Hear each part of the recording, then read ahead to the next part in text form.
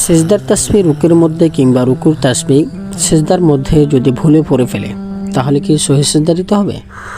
প্রিয় দর্শক, সিজদার তাসবিহ রুকুর মধ্যে, রুকুর তাসবিহ সিজদার মধ্যে যদি কেউ পড়ে তাহলে সহিহ সিজদা দিতে হবে কিনা, নামাজ হবে কিনা এ বিষয়ে জানতে চেয়েছিলেন।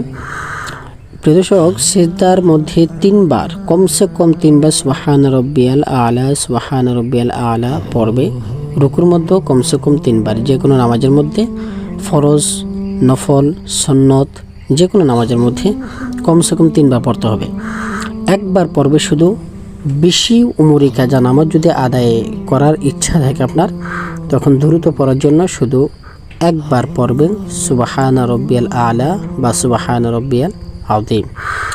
উমরি কাজার নামাজের আলোচনা বিস্তারিত এর কয়েকটি ভিডিওর আগে গিয়েছে।